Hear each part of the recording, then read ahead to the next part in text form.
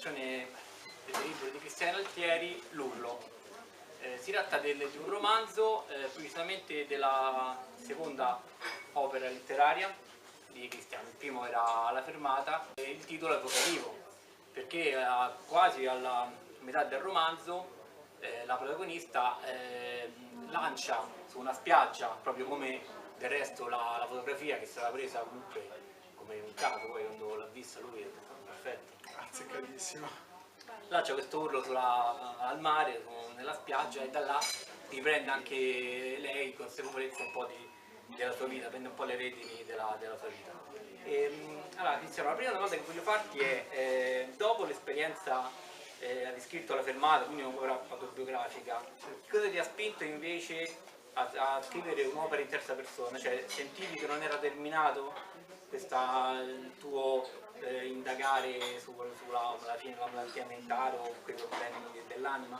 Sì, esattamente, infatti diciamo che dopo aver scritto l'autobiografia sentivo che ancora c'era qualcosa di incompiuto, nel senso che non avevo ancora completato tutto quanto il lavoro e ho avvertito proprio la necessità di scrivere un romanzo, in particolare in terza persona, inventando quindi anche i personaggi proprio per dare voce a tutto quanto quello che non ero riuscito a descrivere e quindi a narrare con l'autobiografia. Quindi anche questo romanzo per me è stato, scrivere questo romanzo in sostanza per me è stato terapeutico, un po' come il primo libro. E quindi niente, questo è stato un po' la molle che mi ha spinto a scrivere questo secondo manoscritto. Allora, non a caso il primo capitolo si intitola Una famiglia. Sì. Non è un caso che i problemi di Daphne, la protagonista, iniziano a emergere quando la famiglia inizia a scricchiolare, quindi quando non c'è più l'unità, non c'è più la voglia comunque di tutti stare insieme, iniziano ad esserci dei problemi. La domanda che voglio farti è: quanto è importante per te la famiglia e quindi che cosa secondo te è il significato che volevi dare rispetto a questo episodio? Sì, penso che la famiglia sia qualcosa di fondamentale. Purtroppo oggi come oggi, nella società di oggi, la famiglia a quanto pare non è più un valore, questo perché è stata distrutta. Non puoi fare così. Reagisci. Scuotiti da questo torpore. La ragazza provava fastidio nel rispondere, ascoltando quelle parole accorate del padre, alzandosi dalla sedia della propria scrivania mentre, commossa, guardava insistentemente delle fotografie alle care, si buttava sul letto, rigirandosi su un fianco con lo sguardo perso nel vuoto. Non riesco proprio a capirti. Ma che ti manca? Hai tutto.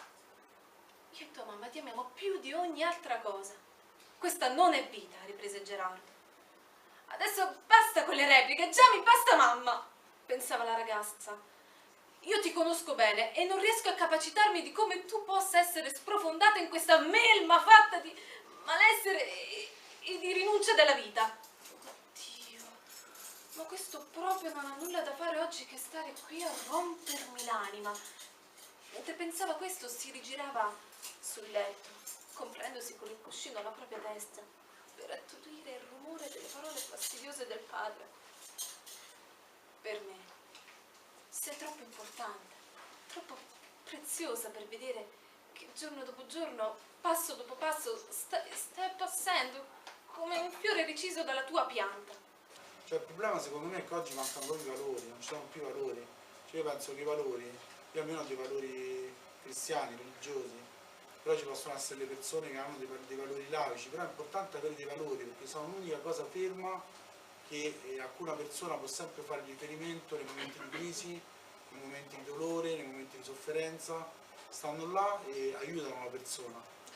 Io credo comunque che c'è il malessere tra di un ragazzo, di una ragazza, come di un uomo e di una donna sia uguale, insomma, perché è sempre infelicità, sempre tristezza, sempre dolore. Il dolore è un po' il minimo comune denominatore che accomuna tutti, le persone.